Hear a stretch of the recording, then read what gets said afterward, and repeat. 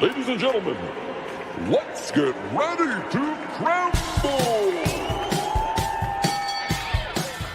I'm Joshua Kemble, and welcome to Joshua Kemble's Livestream. I've been a freelance illustrator and graphic designer for over 20 years. I was an art director for 9 years.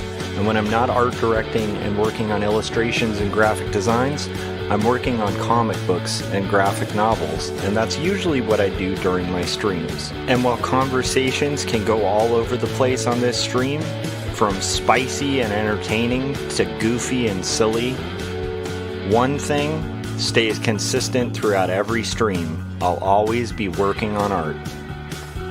So pull up a chair, get your art supplies out, and get ready for an entertaining show that'll keep you company while you work on your own personal art projects. This is Joshua Kemble's Art Stream.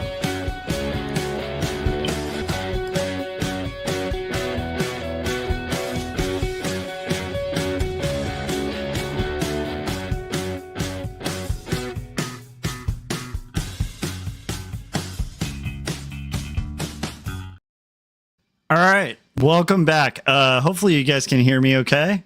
If my volume seems really low, let me know. I've been kind of trying to improve the audio quality of this, and so I want to make sure the audio quality is better for you guys.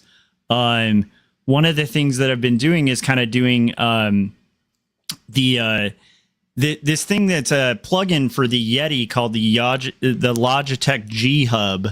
And so it just balances out the vocals and stuff a little better, but I'm not sure how great the volumes are. Yeah, so again, just kind of like I was saying with the last stream that I did just a few minutes ago, if you guys are tuning into this, about 20 minutes ago, I did a live stream where I worked on my music, which I do every day.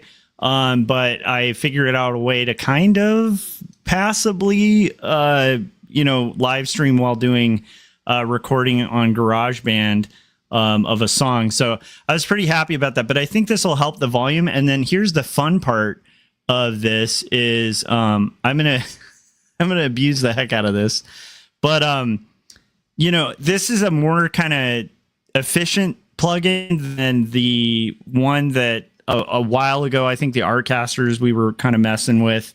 That was like a voice changer mod kind of thing. This is just like a straight up thing, but it does have a sampler, so I can do things like this. I'm not sure if you guys can hear that. Oh, wait, I have to play it. Thank you. Thank you. And I just want to say I appreciate the applause. I appreciate it. No, it's okay. Can you guys hear that? It's not the loudest, but you can do stupid things like that or like this. It is time for battle. So anyhow, there you go. That is all the great upgrades that you get here on. Yeah, I think it may not. Maybe the samples don't play. I don't know. I was hoping they would. You guys can't hear that, like the running. It's so dumb. Okay, I'm gonna stop messing around with playing with stuff though. Like as long as the audio is good, I'm happy. If you guys feel like it needs to be a little louder, let me know. So back to our regular programming. I'm not a music streamer. I'm an art streamer. Well, I'm a cartoonist who's graying in the hair. If you can tell how kind of boomery I am. And I'm going to be working on page 160. We started this yesterday. I was going to do all of these streams this morning, and you might have noticed like the last stream that I was about to start, it was on like for those of you who might have been waiting, it was probably waiting for a really long time. I'll explain. So this morning we had a complete brownout like of the entire block, and then it was such a big power outage that I called like my family, and they had their house like go out entirely too. So it was like one of those like, we're in the desert. Gary will know this routine. In the desert you have like a brownout you keep the doors closed. Like you don't like a lot of places you want to have the doors open and get the cool air, but it's like the second you have a power outage in the desert, it's like you kind of have these routines you follow, but a lot of it's like really hoping they get it back up before, you know, it hits like 110 degrees outside, you know, or whatever. Luckily it did. So I'm very happy to have power again. But even after the power got back, you know, I just didn't want to like, you know, pressure the power grid, you know, or test my fate. If I do cut out unexpectedly though, understand we've been having power outages here. So it's not a big deal, although it, you know, it'll be a bad day for us, but it allowed me to do some things. We needed to hang some pictures in the house. My wife has these, Japanese bells. They're like, I don't know if you've ever seen them, but like they kind of hang off of your roof. They're like a little bell. And then they have like a string that basically has like almost like a little piece of paper that acts as a sail attached to it. And it causes the bells to it's like a wind chime. Anyhow, she wanted to hang those in the front of the house, so I was able to do that. And Dylan said my aunt's power went out too. She called me to keep me company. Nice. So anyhow, we're off to a late start today, which isn't great because I need to get a lot of comics done today. But you know that's just the way the world works. So we're kind of power through as long as we have power. And I'm going to save a lot. And then I'm going to really hope that, you know, my computer doesn't just, you know, get torched when if there's another brownout. All right. All of that being said, let's get into it. This is my live stream. If you guys want to support the channel, you can always super chat. You can hit like, you can subscribe, all that fun stuff.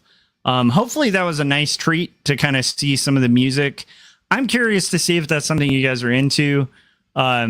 I'm going to be recording music anyway, so I just kind of thought, hey, it might be fun to do this with people listening, just to see kind of some of the process.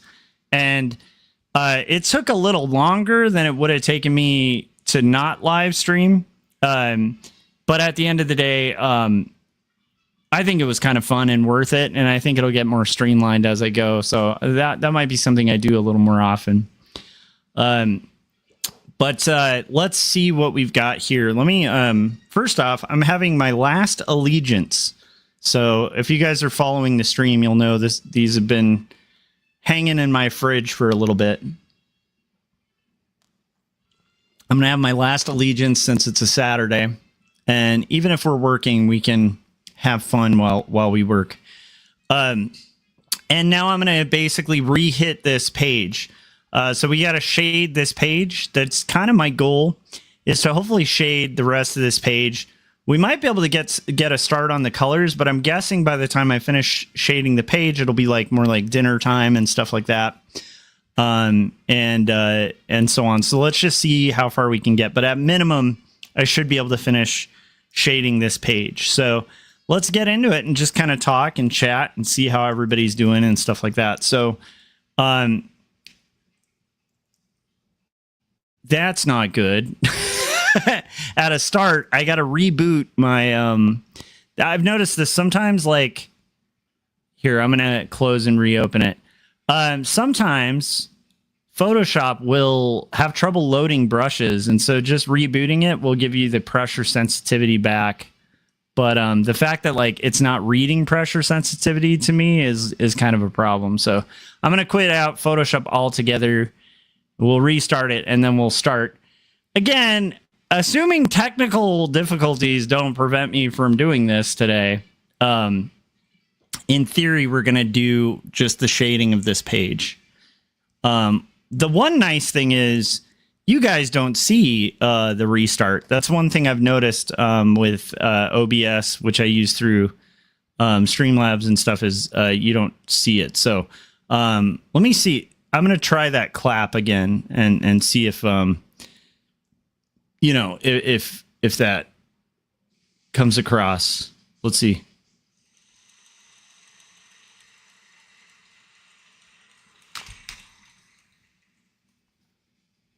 Yeah, I don't know if that actually came through. Yeah, let's see here. So we are here going to do a little bit of that and see what happens here. I'm waiting. By the way, I'm waiting for the for Photoshop to open. So I'm just kind of noodling around. Let's see if we hear it.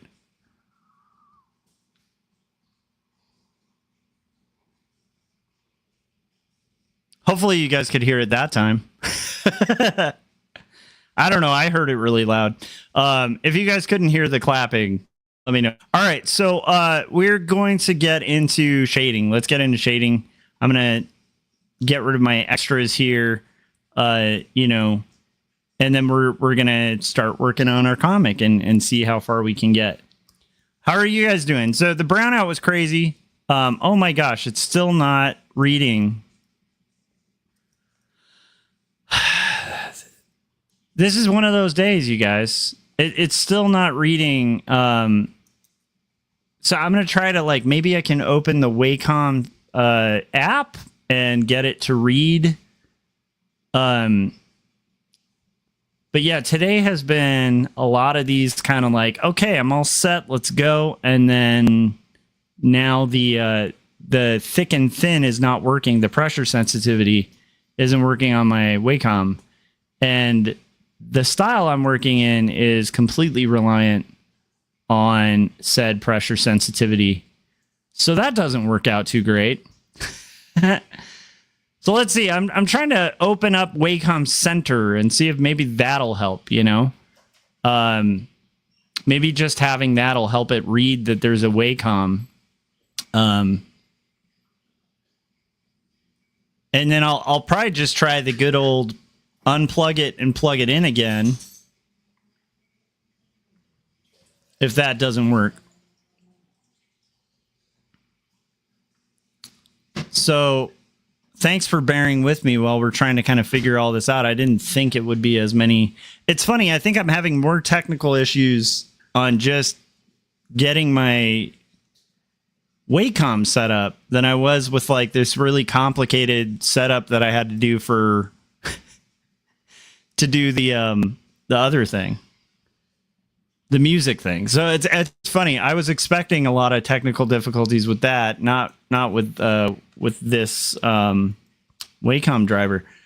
All right, let's try just plugging it in and plugging it, unplugging it, and plugging it back in. Now it's doing like a little bit of stuff, but yes, there we go.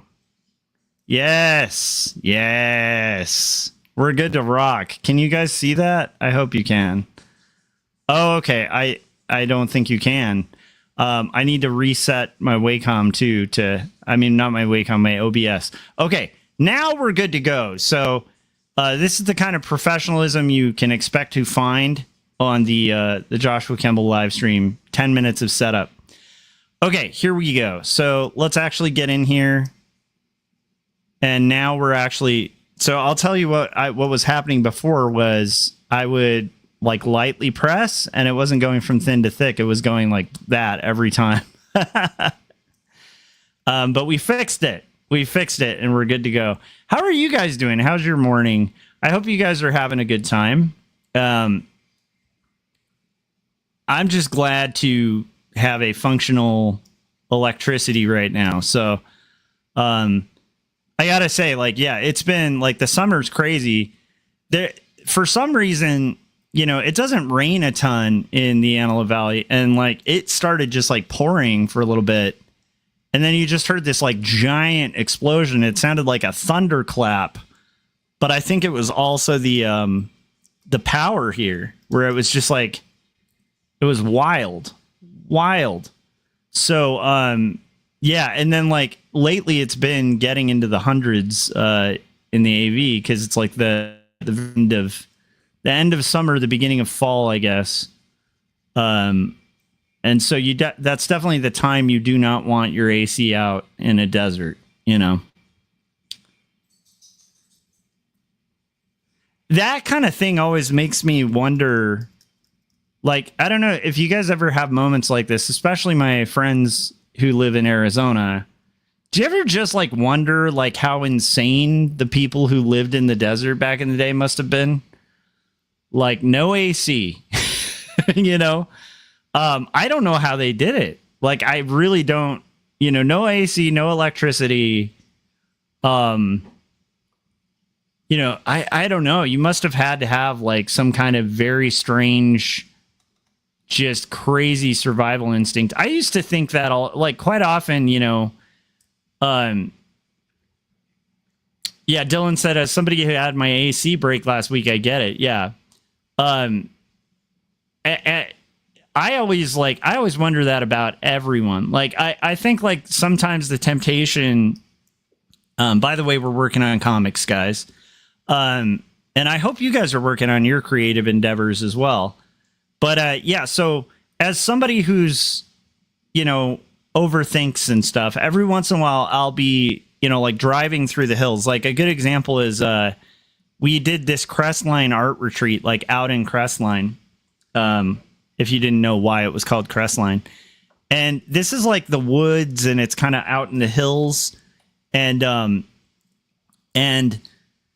you know, you're driving on these crazy roads that were like, you know, carved up into the mountains and curving in all these weird directions and stuff just to get like up the mountain.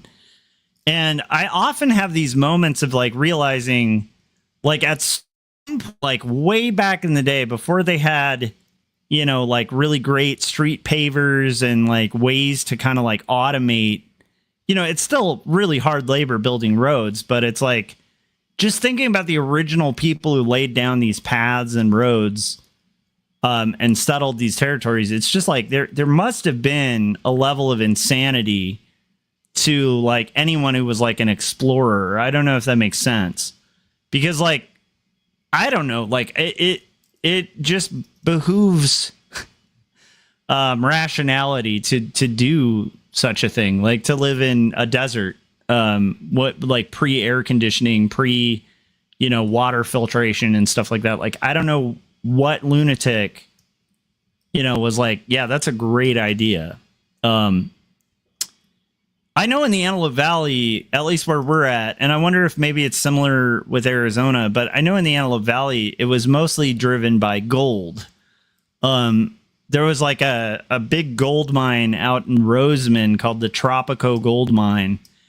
And what's interesting is you can look up YouTube videos of people exploring the mine, because it's, you know, the mine, the holes in the ground and stuff are still there. And I remember in high school, like we snuck into Tropico Gold Mine, which it shocks me that that's another thing I always wonder. How am I alive? Like, I did really dumb things as a teenager, you know, and I was like one of the good ones. But anyhow, yeah. So I went to high school at this place called Roseman High School, right? Which is like out in Roseman, which is kind of like midway between here and like Bakersfield. So, where I live now in Bakersfield, if you're on your way to Bakersfield, there's this little spot in Kern County, tiny little high school and junior high that was built right next to the Tropico Gold Mine. And there's nothing out there. There's like nothing out there. But the people who originally settled Lancaster were kind of drawn by that. They were drawn by Quartz Hill, which is called Quartz Hill. But initially, people were really stoked because they thought they struck gold in the hills out here, and then they found out that it was pyrite. And a lot of people settled here and were like, woohoo! And then there's some veins of gold that were kind of out in the hills here, so they ended up extending a railway and building a hotel that I actually did a little tour of with my family on YouTube. That's here. That's like one of the few kind of historical things out here. But yeah, they built a hotel, and then people would just come out here and like just build a house like out in like the desert, and like till they could build the house, like they'd, you know, live at this hotel and then go mine for gold.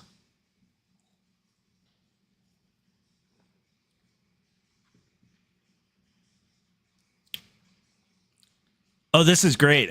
Gary said another reason you should watch Deadwood. It begins when it was illegally settled on Native American land by gold miners. And then Dylan said, I think it's copper for us in Arizona.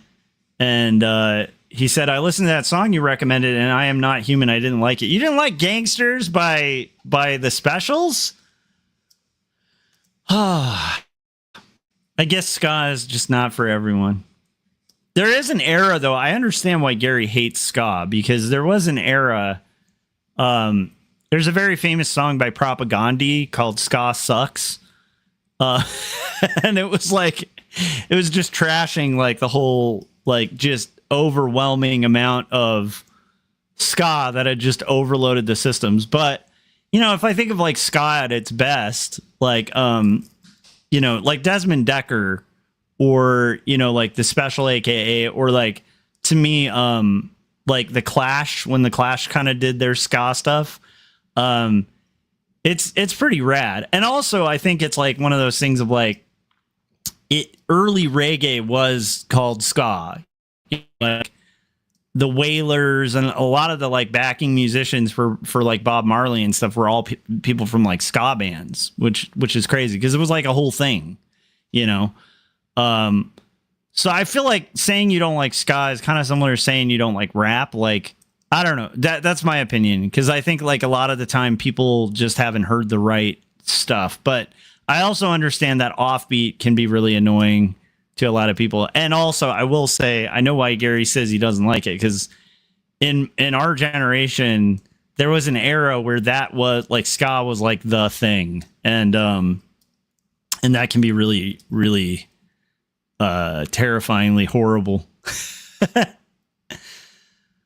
But yeah, like Gangsters, I don't know. I think that's a great song. Too Much Too Young, you know, there's a lot of like great Special songs. I will defend the Specials. The English beat's pretty good, you know. Yeah, anyhow, I'm just saying not all ska's bad. I will tell you the worst ska I heard.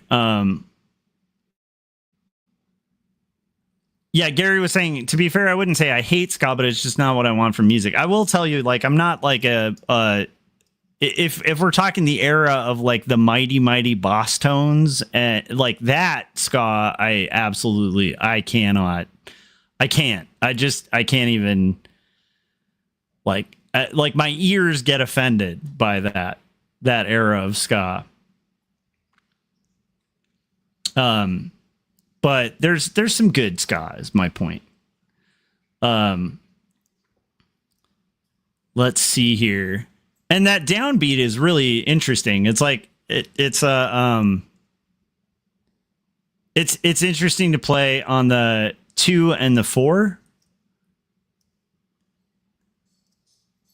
Because usually you're playing on the 1, you know, so it's kind of like, you know, you think about music, it's like, even if you're stopping, you're doing like stops and mutes. You're doing like a dun dun dun dun dun dun, like a dun 2 dun 3, or I'm bad at counting.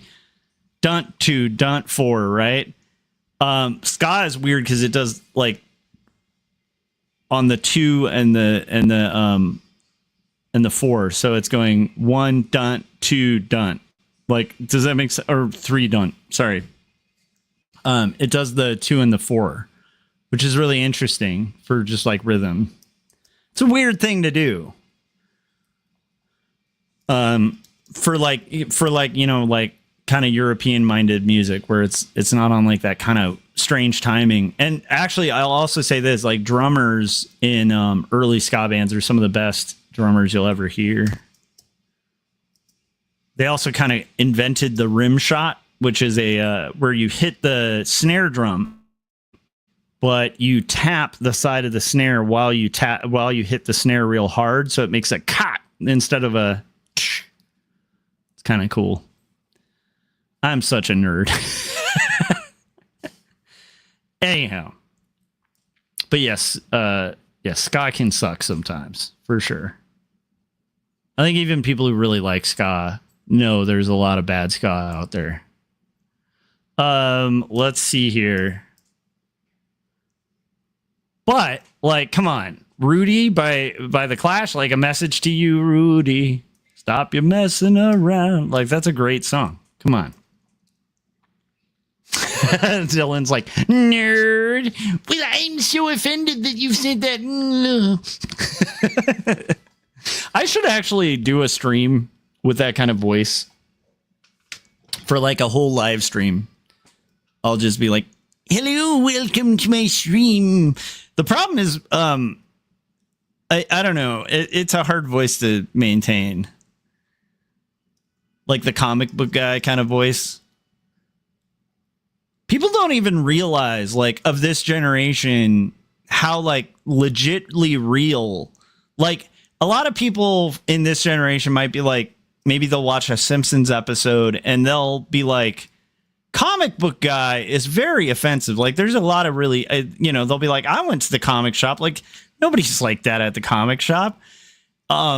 Anybody who would, like, not know the type of character that comic book guy is just wasn't alive in, like, the early 90s and the 80s where, that was the experience at comic shops quite often, where you'd walk in there and you'd be like, hey, I just wanted to get like the latest issue of like I used to collect Web of Spider-Man. Like, I'm here for my poll, and they're like, you really shouldn't be reading Web of Spider-Man. You should actually start here and let me school you on how the Spider-Verse exactly works. Except there was no Spider-Verse at the time, but or you'd be like, oh, I want to pick up this issue. Are you sure? That's complete trash, sir. And you're like, I'm just here to get my pull list. Like, I'm really here to get my pull list. Gary said 5 to 15% of comic fans are a comic book guy. Yes, but it used to be. This is the thing. When The Simpsons created that used to be 100%. Like, well, I shouldn't say 100, but like 75% of the fandom.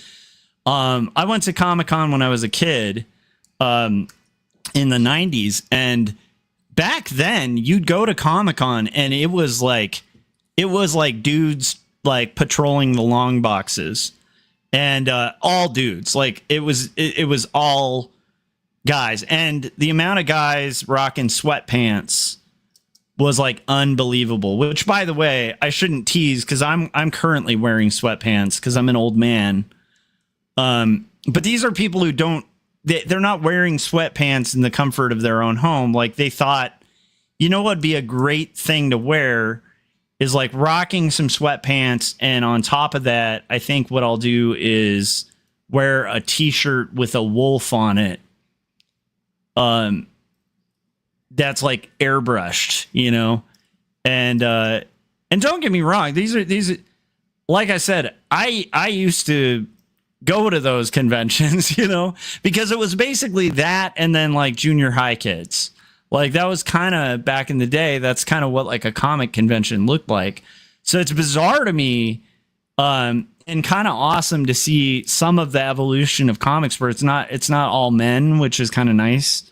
That used to be a thing. Like, it was very like gate kept almost, or I don't even know if it was gate kept. It's just that I don't think that there was a lot of attempts to kind of outreach to female readership at the time. And so I think a lot of the people who would gravitate towards comics were men. And so, yeah, there's been like a huge game change in the industry, at least when it comes to like conventions and stuff, to where it's but still, also, I will tell you, even though I was kind of teasing that that's what it was like at a comic book shop, it was also pretty cool because like there was a coolness to the fact that if I started getting into, like, when I was younger, it was a comic book shop owner who clued me into Todd McFarlane. And that was like, I'm not the hugest McFarlane fan now, but as a kid, I was like diehard McFarlane fan. And what got me into McFarlane before Spawn even came out was a guy saying, you're collecting this run of Spider-Man. Have you seen what like McFarlane's doing over here? And then I like bought a couple of those issues, and it was like, I've never seen, like, I remember one of the things that blew my mind about McFarlane's panels was he was one of the first to like he'd do these shots where it was Spider-Man like shooting webbing, and the webbing would be like coming at you in perspective, and the way he drew webbing, it was like he even made the webs look really cool. Like, you know what I mean? And then he always had like really strong areas of black, which if you see any of my like early work in illustration, definitely a big impact on me, you know. Dylan was saying a fedora, perhaps, I think with the rocking the sweatpants and a fedora. But anyhow, so there was kind of a coolness to that. Like I've talked about that, like where there was like a curation to things. And so like, you know, while that comic book guy could be annoying, like quite often he'd also be like, you haven't read Dune? I can't believe you haven't read Dune. And then like before you know it, you go home or you're like at a used bookstore and you find a cool copy of Dune for like $1 and you're like, I have to read Dune now. You know, like, so I don't know, you know, it's a mixed bag. I don't know. There's definitely, it's easy to get nostalgic about and think it was great, but also, I mean, the evolution of comic shops, these days is just amazing. I love that you can go to a comic book store and it feels like it's made for you to walk through. It's not like a closet, you know, where you're like, you know, it almost feels like you're buying like illegal materials or something.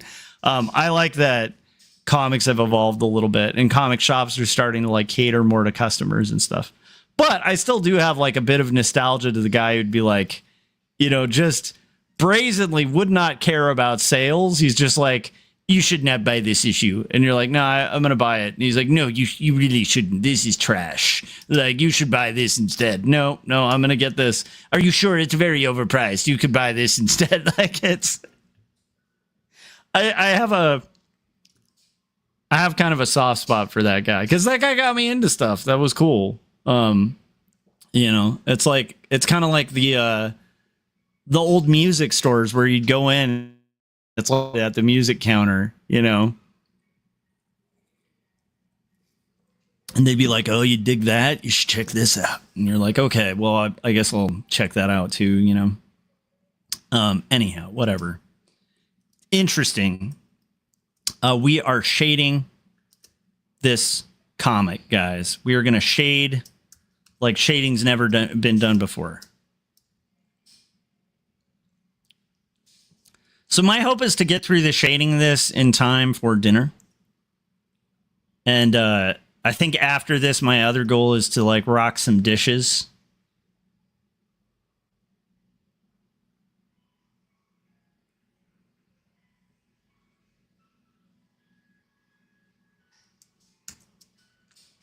But yeah, that brownout, like, you know, the problem I have is, well, the thing I will say that's great about brownouts, there's a really great children's book written by John Rocco, who's pretty cool. He was a member of the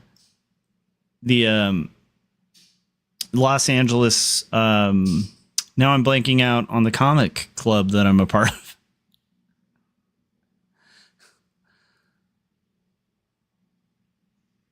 The comic artist something. I can't even remember. I have like I'm a member of it and I'm very tired today.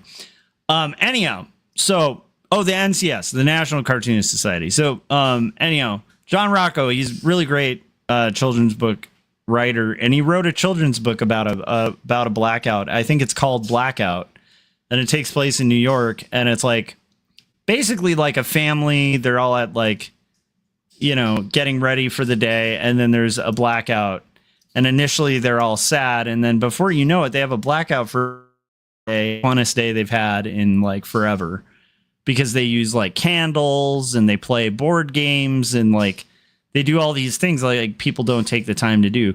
I will say, on every time we have a brownout, I instantly am reminded of how fortunate we are in the modern age. And I do start going to those thoughts of like early settlers and stuff, and like how lunatic anyone would be to like live in some of these spaces that are just not like habitable for people. I always like Werner Herzog's documentaries where, you know, people will interview Herzog and be like, well, isn't it nice though to like be filming out in nature? And he's like, no, nature is violent and terrifying. It is a cruel mistress that will kill you. You know, like it's his take on nature is so dark, but I think somewhat true. I do think like we can kind of forget like how like vicious like just survival can be without all the luxuries we have. But having them taken away for like an hour and then you get like power on and suddenly you have light in the house and you're like, oh yeah, like that's nice. That's nice to have light bulbs. I like that. Yeah, it's I don't know, weirdly enough, probably a good reminder. But the downside of it is I'm off by like 3 hours on, you know, what I had all scheduled out for the day. So I don't know, you know, you just kind of, you give it or take it and kind of work with it as best you can.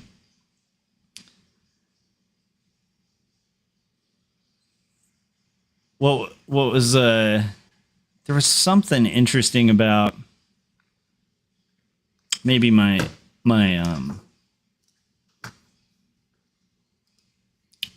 see if the, yes. Okay. There was some stuff in the chats that I want to, oh yeah. Gary was mentioning Deadwood. I really want to see Deadwood. I'm really curious about it. That would be really fun to kind of check out. Maybe I'll play some in the background or something while I work. But yeah, it's a pretty busy weekend this weekend because like for me, school starts. My actual schooling, like as a student, starts next week, and so I'm gonna go back to that like juggling schedule of attending and teaching school. So there's a bunch of stuff I got to do this week. Like I got to make sure I have my lesson plans up. I might have to stop by campus and do copies and stuff for my students. Kind of review the syllabus of all the different classes I'm going to be in just to see if there's like materials I have to pick up. And then I'm on crunch time with the book. So it's a busy week, but most of that stuff requires access to electricity.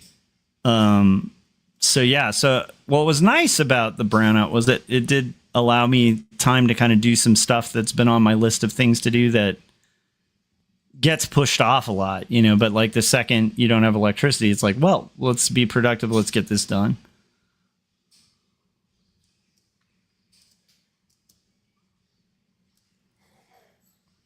There's a Dodger game tonight. I'm pretty excited about that. We kind of dropped the ball in our last series, so it's funny.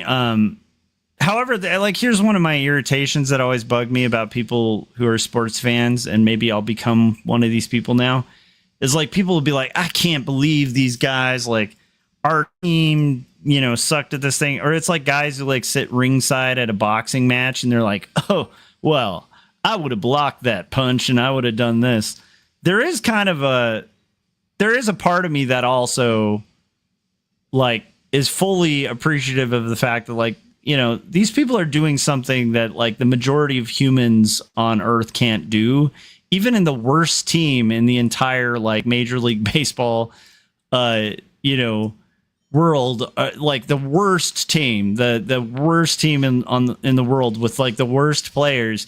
They're still like in the top, you know, 1,000 players on the Earth, you know, like it's kind of like going, well, I would have drawn that different. And you're looking at like, you know, professional artists, like generally, you know, it's okay to be a fan and be critical and stuff, but also like, yeah, I definitely, as I've gotten into baseballdom, I'm trying not to become the guy who's like, well, how dare the Dodgers be awful? Because I'm like, well, they're still a really killer team. They have been really inconsistent lately, though.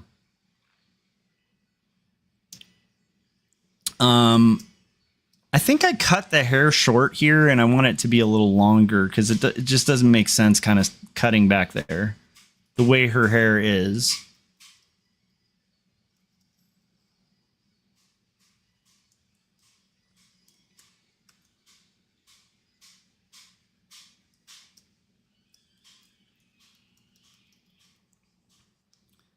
What's cute is the second the power went out, Ben has like a toy gun, and he taped a flashlight to the top of his toy gun, and he was like, I feel like I'm a military guy with a cool flashlight on my gun. And I was like, that's awesome. So he's like running around the house just like shooting things and stuff with his like a flashlight like that he taped on the top of his gun so that he could use it as like, you know, a flashlight that would be attached to a gun. It's pretty cool.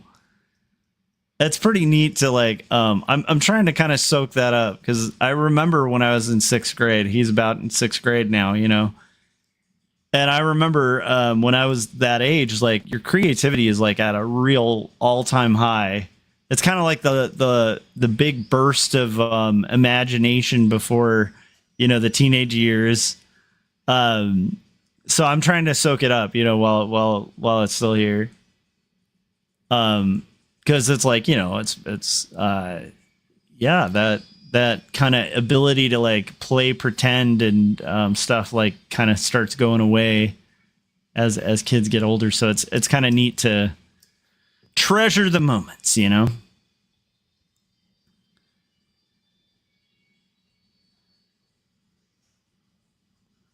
But yeah, the only downside about today, again, I'm very happy about the day and how it's been going and stuff like that, but it is kind of it's going to be a bit of a shuffle, kind of trying to get everything that needs to get done. But I'm just, you know, I think that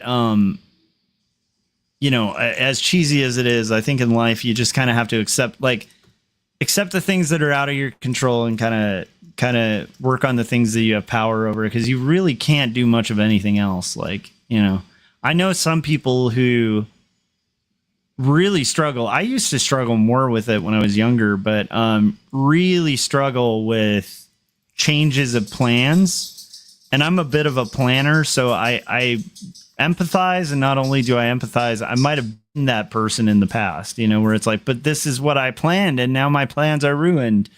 I don't think anybody likes their plans kind of not working out, but I've gotten better, I think, with just kind of rolling with it and being like, okay, well, that's not on the docs, so let's go this way, you know?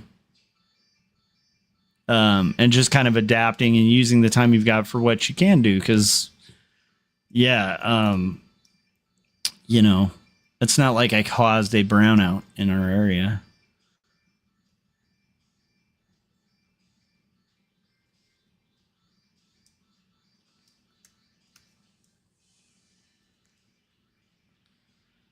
So we're kind of continually shading this and just kind of chatting.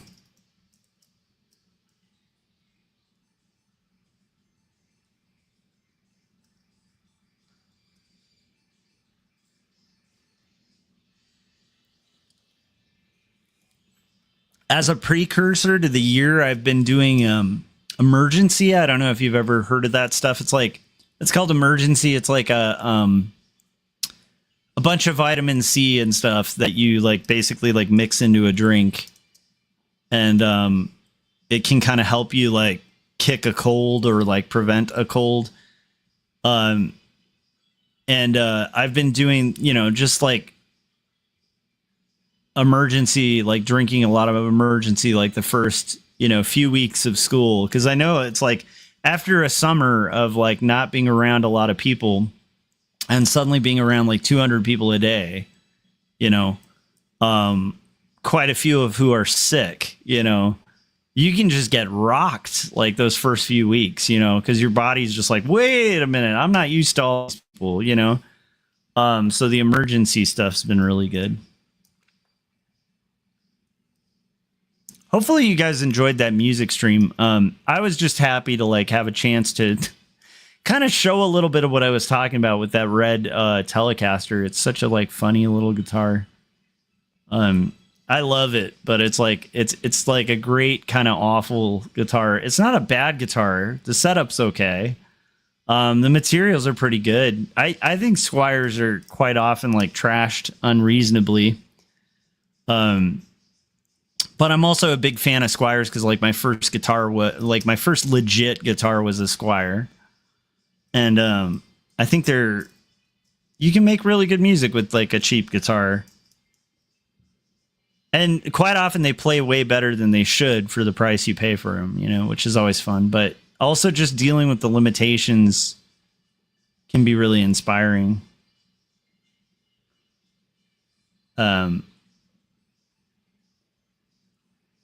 I think that's kind of similar to a brownout too, where you kind of need to like, to make art, you just use the materials you've got, you know? Dylan said I enjoyed it. That's cool. Yeah, I'll probably do longer ones. Maybe I'll do them here and there.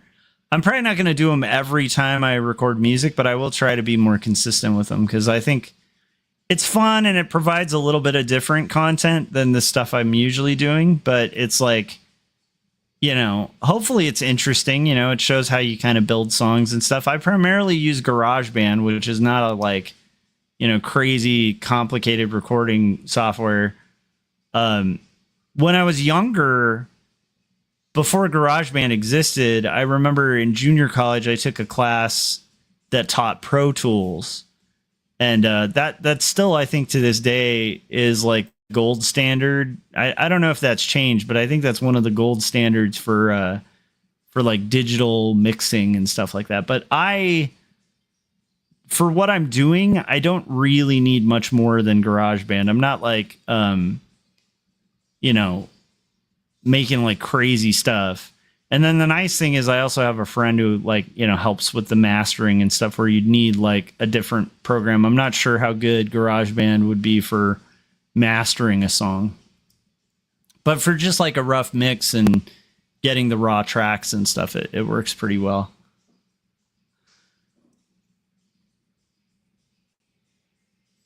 So yeah, I'm excited about rendering this and kind of getting through the rendering of this page. I think it'll be pretty good.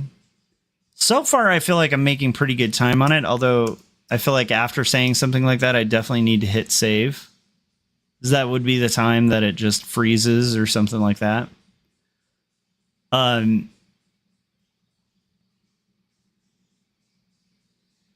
Yeah.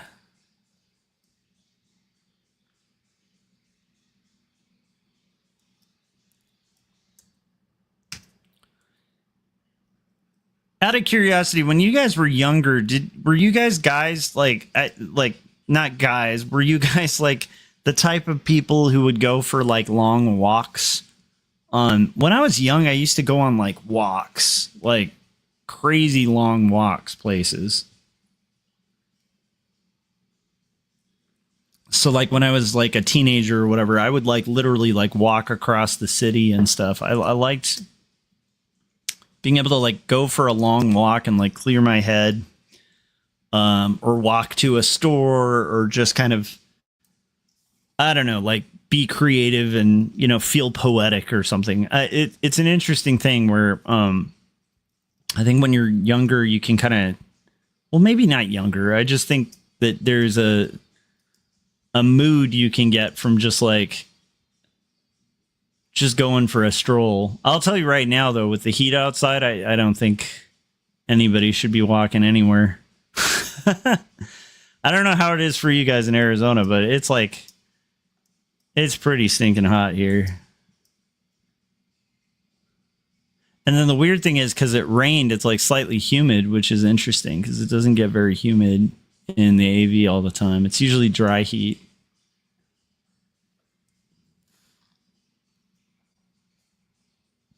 Yeah, Gary was saying, also, I didn't even have a car till after I graduated college, so walking was big. Yeah, for me too. I was a late bloomer when it came to driving, partially because I didn't grow up rich, you know, like it's funny, but like a lot of people don't even think of that as like an advantage, you know, who like had families who'd be like, hey, I'll buy you a car, you know, like I never like, yeah, there's no way. And even if like somebody had bought me a car, it's like, I don't think I would have had the money for insurance, you know? It's like that in itself is kind of a luxury. But because of that, like, yeah, I used to walk a lot of places. I'd bike places a lot. But also there's an enjoyment to walking. Like, I really enjoy it. When I was back when I went to the Toronto trip to like go to TCAF, one of the fun parts was just kind of like being in a city I've never been before and just strolling around and ending up in weird areas, you know. I think that's a lot of fun. Kind of explore a little bit and like see what's out there. Dylan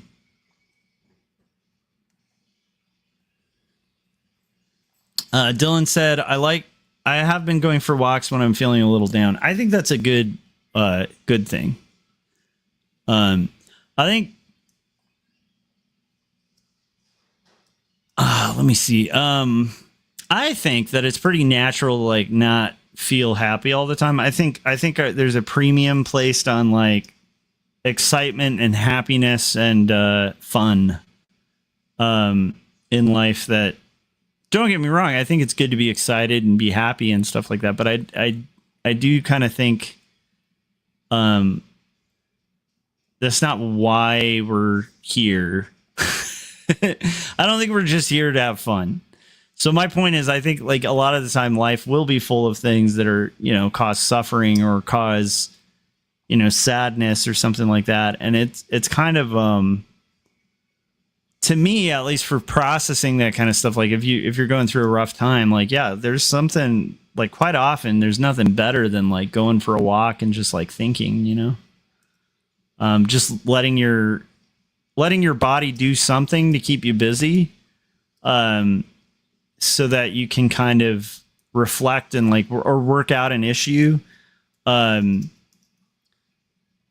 know, like I don't think that's a bad habit for creatives. I think there's a lot of creatives out there who do that, like where they'll be like, man, I'm stuck. I cannot think for the life of me about like what to do with this next thing. Well, I'll just walk down to the store and just kind of see, you know what I mean? Like see what, like if I can work that. Like, I think that's actually a pretty good thing. I think it's better than just like wallowing. You know, I think wallowing can be really dangerous and tempting at times, you know? Because again, like I do feel like there's this like overemphasis on, you know, positivity and stuff like that. And it's like, you know, kind of ignoring the fact that like quite often, like people do have like pretty legitimate, you know, things that are bumming them out. And maybe the appropriate response sometimes isn't to be like all peppy and happy. I think I'd be concerned if somebody like lost a loved one or something, and then they're like the next day just like, hey guys, everything's great. I'd be like, oh man, we're gonna need to help this guy out. You know what I mean? I don't know if that makes sense. It's like there's times in life where it's a completely rational and appropriate response to be sad, you know?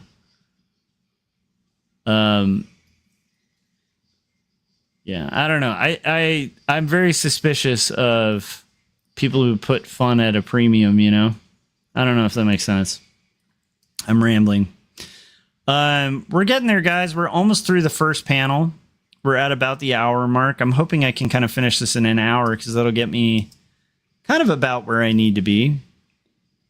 Luckily, it's just these buildings, and these are not as complicated to shade. But, you know, we'll see.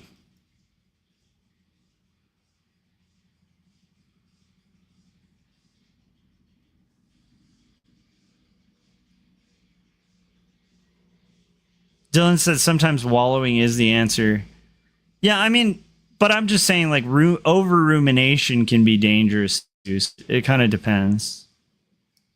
But I do think there are times where it's probably good to like again, like a walk, I think is such a good thing. I know it's corny to kind of bring all this up from just the idea of walking, but I think one of the reasons a walk is really good is it gives your body something to do while your mind is going through the thing it is, you know, because I think the temptation to like just stop doing everything that can be the real danger point, you know. Whereas I feel like if you're moving a little bit, or you're occupying, even if you're not moving, you're just occupying yourself with something that,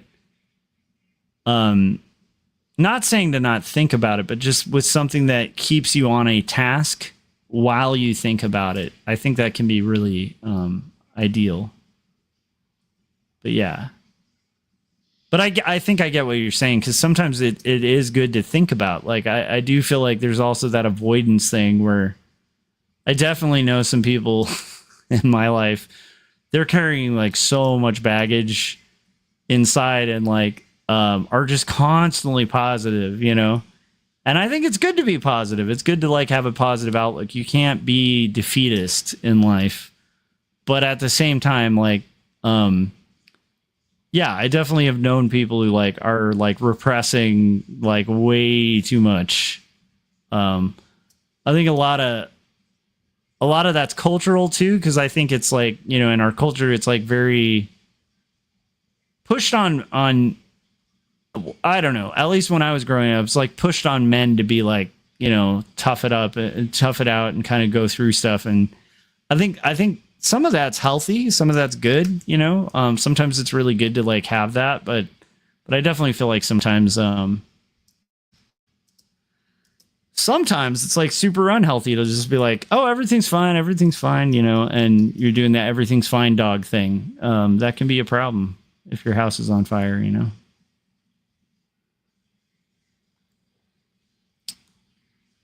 Why am I talking about that? I don't know what brought that up, but it's fun. I don't know. It's fine. So we are finishing up the shading on this. Once I'm done with this panel, we'll probably play a trailer. I'll finish up the next panel, and then we'll call it for the stream. But that means probably about an hour, maybe an hour more, maybe a little less than an hour. And I'm constantly, you might notice I constantly kind of zoom back while I'm working. A lot of artists do this. Like if you don't look at the whole as you're working, you can end up in that scenario where you have like something that looks really good up close, and then you get far away from it, and it's like, oof. It's kind of like if you were recording a song and you forget to like actually listen to like the bigger part, and you just focus on like the one little riff you have to do. You can lose track of like, wait a minute, what was the goal here? What was the progression we were doing here? So when I'm working, I even if I'm physically working, I often like back off of the piece to just kind of get a broader picture from a distance of it, because you can't get too close to a piece and then like end up making stuff that looks really beautiful if you look at only like an eighth of it, but like when you look at the whole, it just looks like a mess, you know.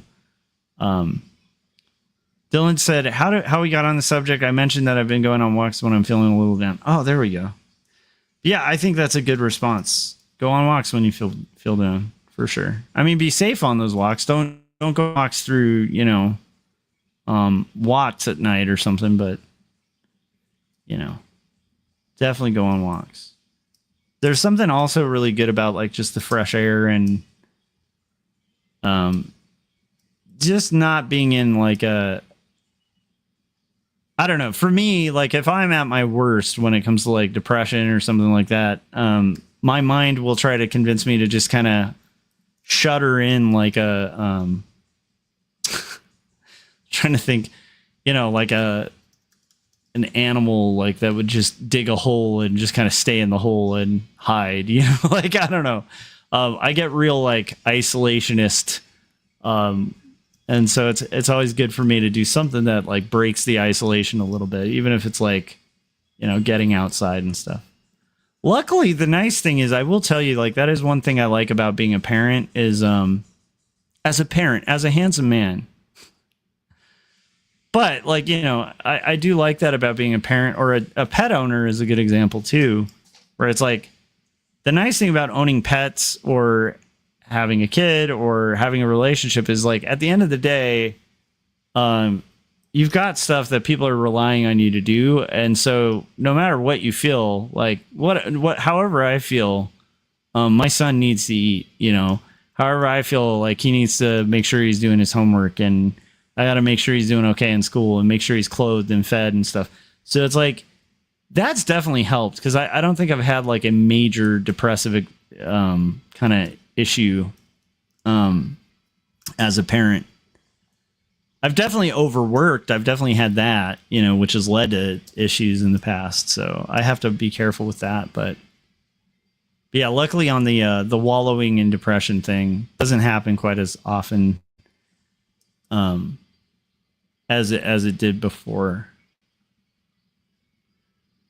But I am a person, I struggle with depression. So like, every once in a while it'll rear its ugly little head, and I have to acknowledge it, And I know each person has like a different thing. I think Hodges was talking like one time, a long time ago, about like meditation, stuff like that, like meditation practices, mindfulness practices.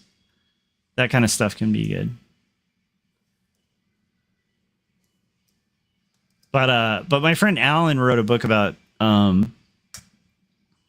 the idea of like technique, like the over reliance on technique, and I think that's a really interesting subject,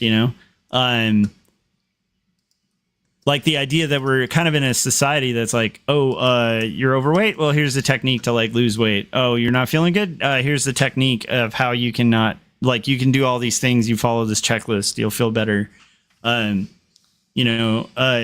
There's like a technique to fix everything. And then what it does is it creates like this scenario where, if somebody tries the technique, or they're so overloaded that they can't include the technique, they'll feel like they're failing somehow. And I think that can be really dangerous, because there are definitely, like I was saying, there's times in life where like technique's not going to get you anywhere. Like maybe you can't even do the technique, So there's something beyond technique to it. You know what I mean? Like, I think that can be a really dangerous thing where everything's prescriptive, and maybe sometimes you just need a little descriptive kind of stuff. I don't know. I can't explain the technique thing as well as my friend Alan, but he worded it really well, and I love the idea of it. Like that a society that's over reliant on technique can be, it can be useful, right? Like, especially, for the workplace, like a reliance on technique is probably a good thing, right? In like profit margins and stuff like that. But yeah, like sometimes, there is no technique, or maybe the technique is just literally like, I will wake up and exist today. Like, I don't know if that makes sense. Yeah, Gary was saying, I understand the complaint about technique, though I think the important point is to offer hope. I think hope is the big guy. I think you need hope. But and I think taking action is good. Like, don't, lose taking action, but in a world where technique can solve everything, but we have limited time, it's like the human being cannot master every technique to the point of overcoming everything. It's like, so it's like you kind of have to pick and choose your techniques. And then also, like, there are some things where, like, yeah, technique works in a workplace, but it's not acknowledging of like the human experience. Yeah, Gary was saying feeling like you have some kind of control or agency. Yes, I think you have to. I think that's just important for life. But although we've talked about this, Gary, like one of the scariest things to me is like, again, I know it's like, who did we have who was like just not a fan of discussions of, we had a conversation on our cast. It might've been Keith or something. It was like, just really hated any kind of, it was Keith. He kind of hates any kind of discussion of like, whether determinism is true or something. But like, I do think determinism is probably true. But yeah, Gary was saying, even if agency is just admitting you have to weather this for now. That's the thing though. Like, I guess, I think that the approach, sometimes it's really good to have technique and stuff like that. But I think sometimes the approach is just like simplifying what the thing is, and also acknowledging like life is literally suffering, like, and it's okay. It's like that is a huge part of life. Like, life is not all roses and about joy and happiness. Life is also about suffering and toughness and the weird resilient thing about humans being able to overcome like really crazy stuff that inevitably happens in life, you know? I think that's the stuff. That's kind of the stuff, is like, sometimes it's just, you're just going to exist and like weather through it. Keith was not a fan of the free will doesn't exist idea. He's like, oh, it's like a boring college conversation. No, it isn't. It's really interesting. I don't get in a lot of conversations about it, but I've read up on it, and like the people that I've read who write about it, it can get to like some pretty profound implications. But I am a firm believer that even if there is no free will, you have to believe there is. It's like, it's really important to believe there is. Yeah, because I think Gary, what you're kind of implying too is like, there's a level where people could feel nihilistic, and you don't want that. Like, people need to feel agency. But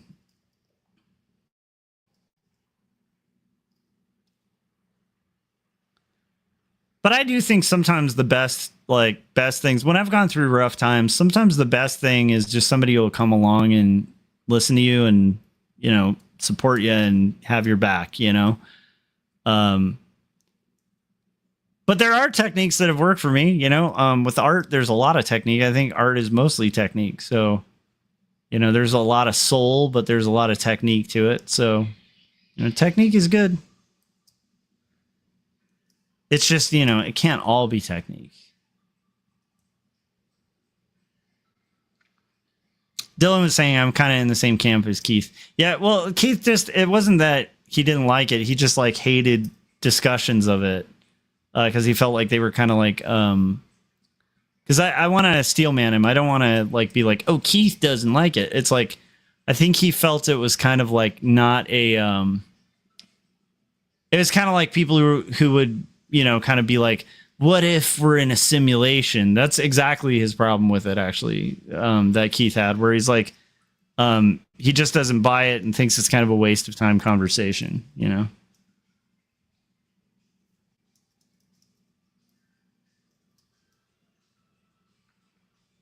Yeah, he thinks it's coffee house BS. That's basically it. And I kind of, to an extent, could agree with that. But then again, there's also things that are coffee house BS that are really fun to think about, you know?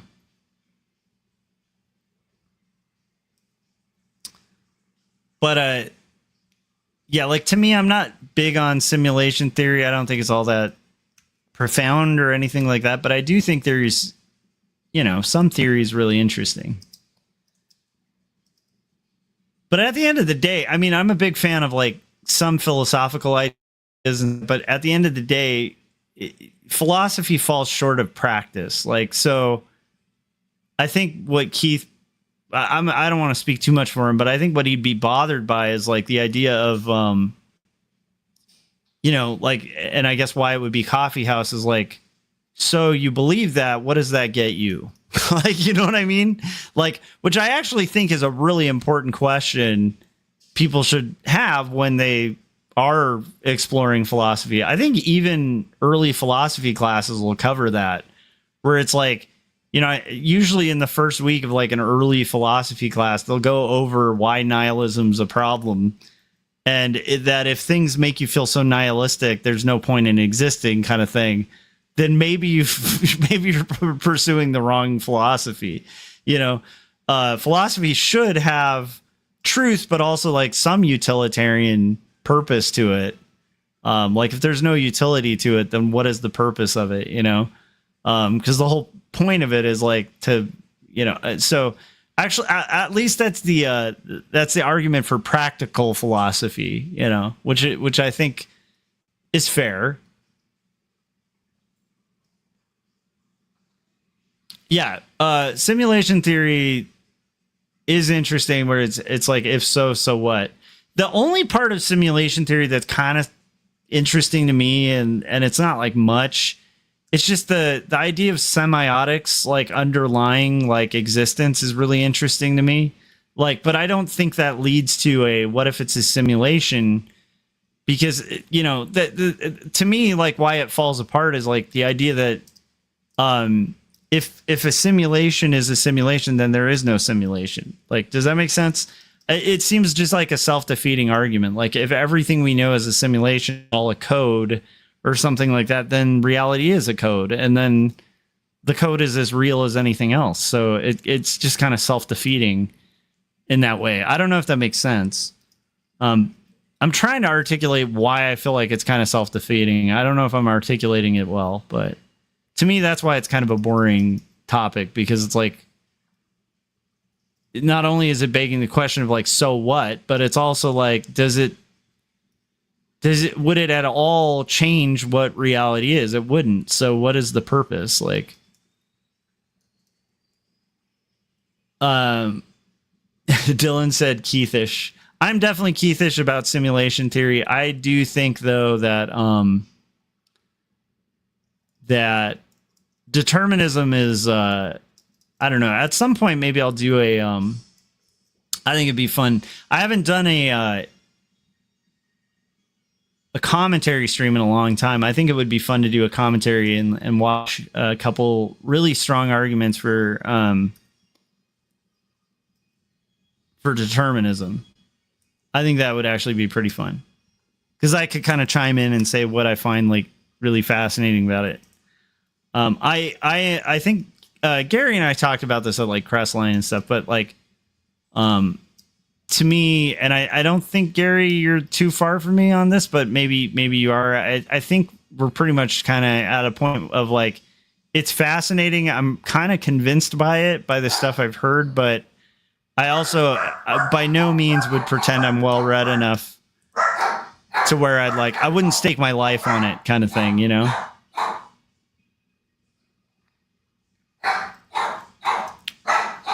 The dogs are warning us that there is a delivery at the door.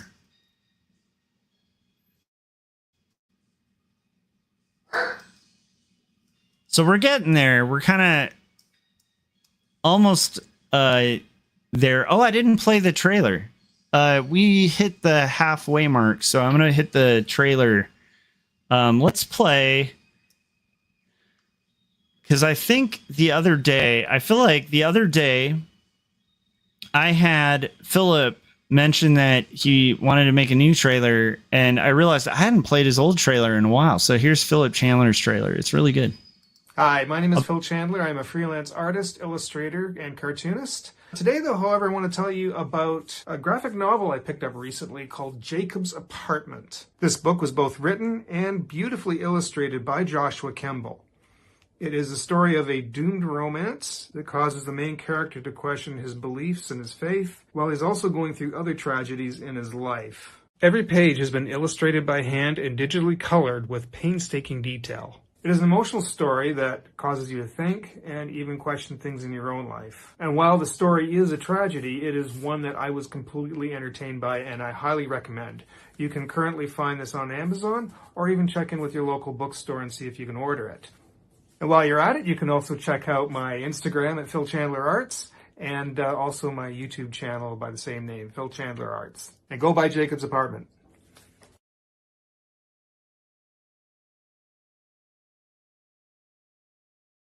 I love it. That was Philip Chandler's promotion. By the way, while I had that up, I should also mention how these little trailers that I'll play, during breaks or like at the hour mark, how they come to be.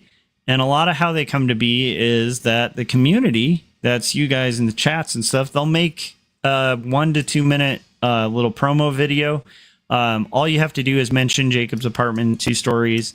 And also you should mention your own stuff. So I would recommend like plug your own stuff as well. And as long as it follows the terms of service and it's, I will try to include it in the rotation. So if you ever want to have a video that I play on here, feel free. It's been pretty fun to see what people make. And I know a couple people I know are working on some more of those. So stay tuned because we will have a better rotation.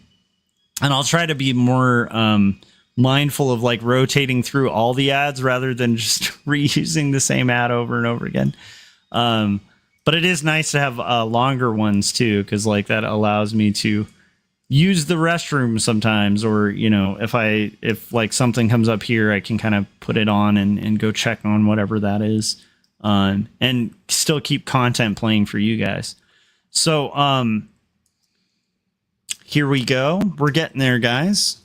But yeah, Gary said, yeah, the same. I think I understand the argument, at least the bones of it, and it makes sense to me, but I haven't really dug into it. Yeah, that's it. I think the core argument I've heard is very convincing.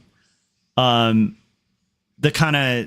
few debates I've listened to about it are very compelling, and yet I don't even understand the arguments to the extent that I could probably not argue it incredibly well. Like I could kind of, but I think that if I were to try to argue it with somebody who was much more versed in it, I would probably fail that argument pretty badly. So it's one of those things, like it's pretty compelling, but I still have a lot to learn on it. And also, it's not the most exciting thing to like deeply dive into learning about determinism, because it's kind of depressing, you know, like, and it does beg that is where it is a little bit Keithish, I guess, in the sense that it can be a bit of a coffee house thing, because at the end of the day, if everything's predetermined, but you feel like you have determination, then why does it matter? You know what I mean? Like there is kind of a why. Although I would argue that like if that were true, it would probably need to shift necessarily some of the things we do. Let's see here. GZ Draw Forever. I'm sorry, I always forget how to pronounce it. He said, how would you describe the lost tribes of the Amazon or the Amish? Anyone born in these environments only know that life. Introduce them to a new way of life. Wouldn't they think they are in a simulation or the future? Yeah, I mean, that's true, you know. But I don't know. Something about simulation theory does kind of bore me. You know what bores me about it too is I do feel like it's just the cave. It's just a cave. Like that's what bores me about it. It's just the cave argument. It's the cave argument all over again, where it's like, if we're in a cave and we're just looking at shadows performing a play, and what would life look like when you stepped out of the cave, right? It's just kind of like, I don't know. It's interesting. It's just like not as interesting as I think a lot of people make it. Jim said, I'm determined to keep catching the live streams, even if I pop in and out. How you doing, Jim?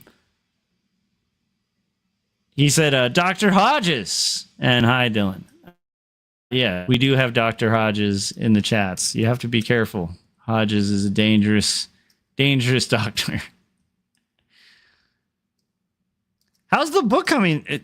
Gary, I feel like you're almost done. You've got to be almost finished at this point. Also, Jim, how is the next episode of the Unicornians coming along? Hopefully well.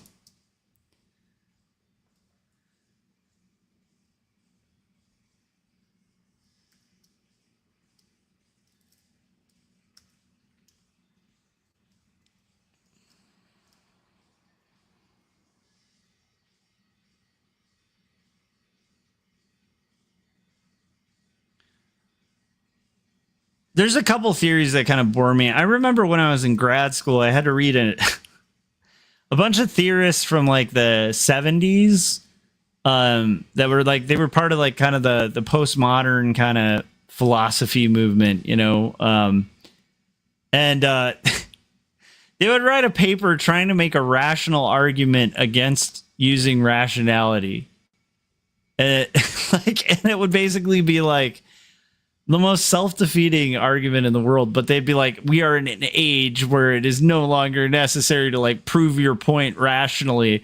And it's like, let me try to prove it rationally. And they'd go through this whole paper that just had, it was just like endless self-contradictions, you know, of like, you know, how rationality is owned by like Western imperial society and we shouldn't look at things through like rational lenses. And it's just weird to read. You know, like signifier and signified, which are interesting ideas, like the signifier and the signified, and like the way that the gaze kind of defines like, you know, identity and whether that is a justifiable way to define identity. That's all really interesting.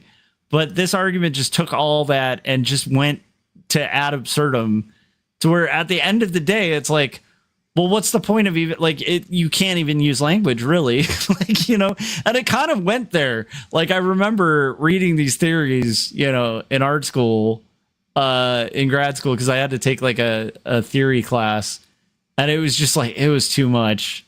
It was too much. It was like, really?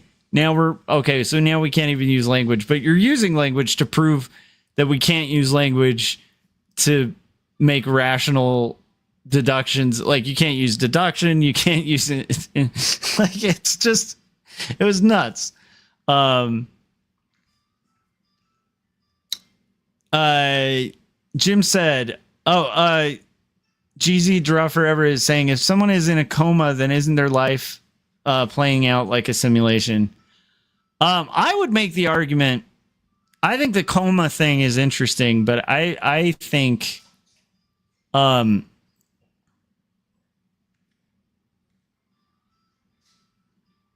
I think that it's interesting for different reasons. Like, I think when you start talking about, like, to me, a really fascinating philosophical quandary is like, when do we value existence? Like, what do we consider existence? Is existence us having a functional brain that's like processing information? Is like the sensory experience of being like a fundamental part of what it is to be a human? And then if you don't have that, is that what we value in life? I don't know if that makes sense. And I think the coma thing kind of brings up like a really good quandary in that sense, where it's like, you know, if someone's in a coma and they're never coming back, like, is that considered like, would it be like considered like murder to put somebody like to unplug the plug if somebody was like consciously there, like not consciously there, and you know the consciousness is never going to come back? So to me, like, the coma thing is more interesting. I mean, and again, like, when I say interesting, like, that's why I'm saying it, because it's like personally interesting. Maybe, you know, you're out there and you find the simulation theory thing really fascinating, but to me, the coma, the questions about like like a person in a coma is like that are really interesting to me are ones related to like consciousness, because I think consciousness is super interesting. What do we think is consciousness? Do we think consciousness is like, is consciousness like a fundamental requirement for somebody to be considered like a living human being? That to me is a really interesting one. And it's one of those ones that I'm not entirely sure how I feel about it.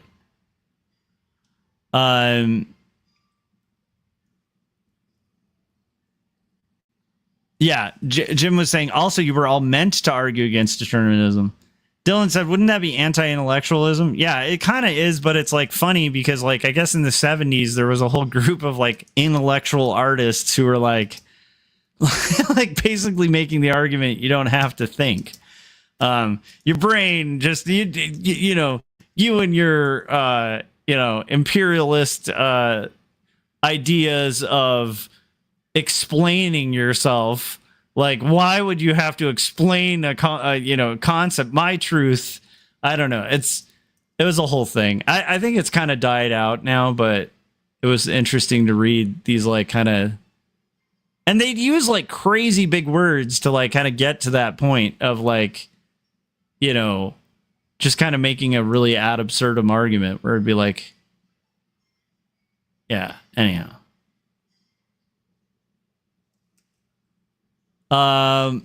Jim said, everybody stop using big words. My head hurts. Fart sound effect. Jim's a smart guy.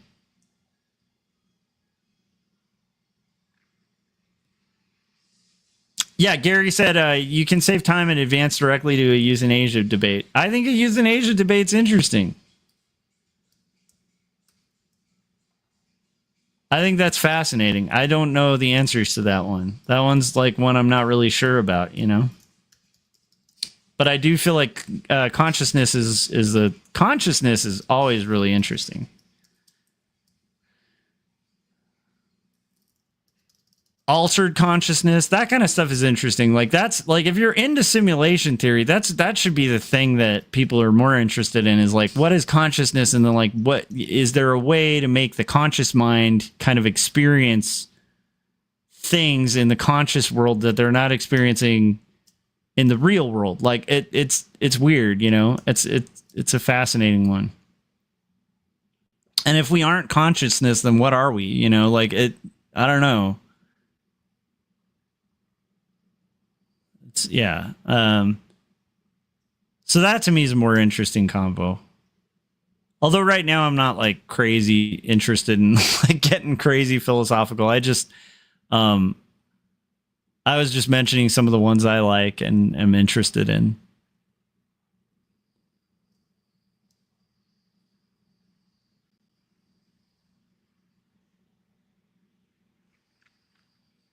Like some of the things that are fascinating to me, these are kind of like potentially like back in the day when conspiracies were interesting.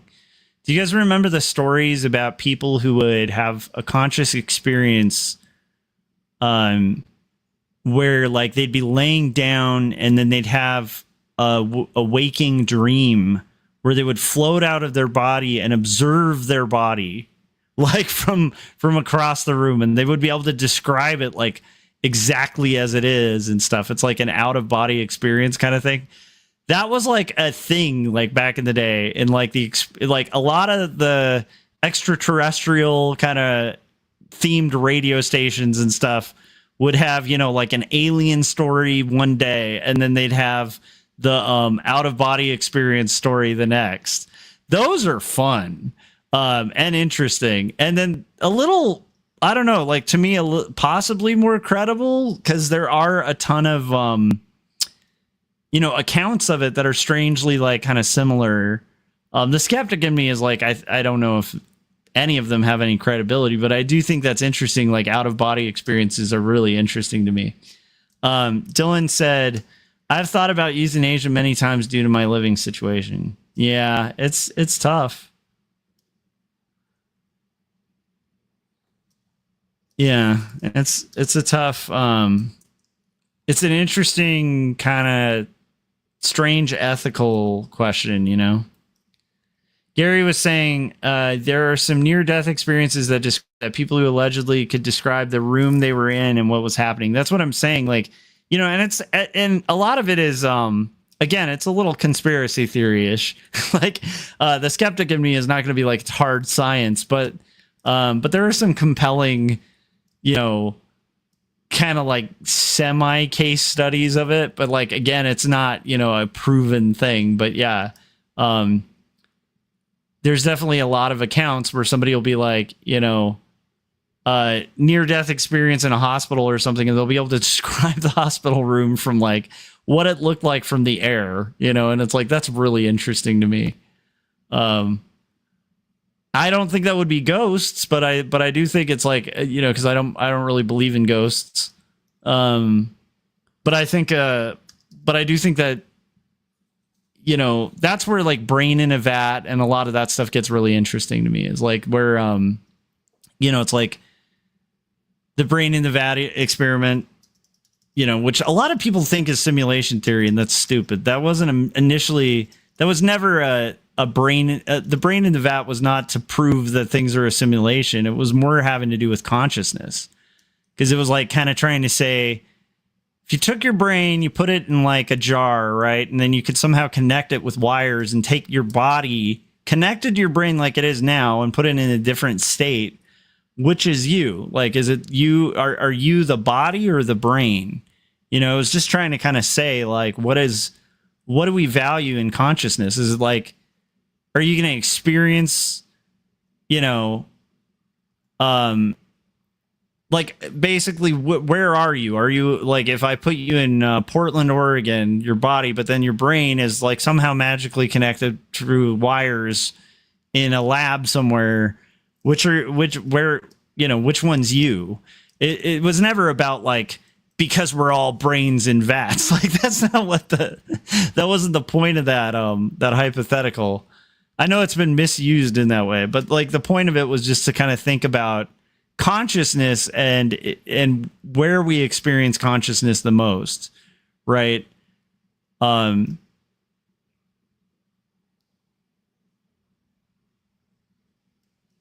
Yeah, so like meaning which is more valuable in the realm of consciousness? Is it your body or your brain, right?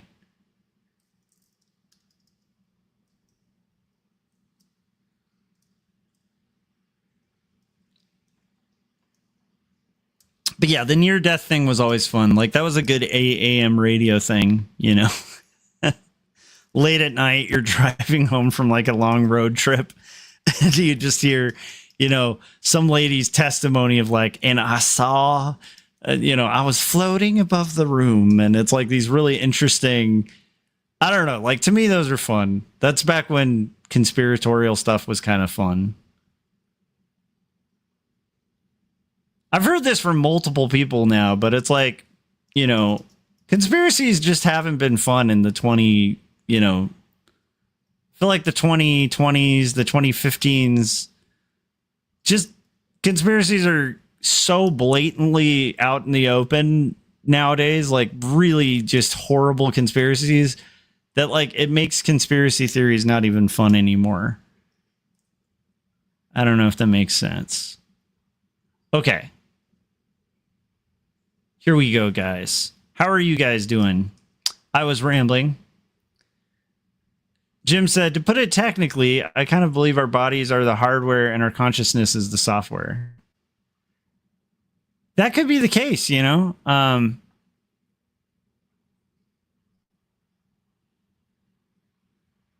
actually makes a lot of sense.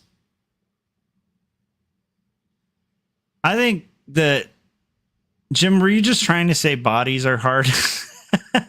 Were you just lining me up for that joke?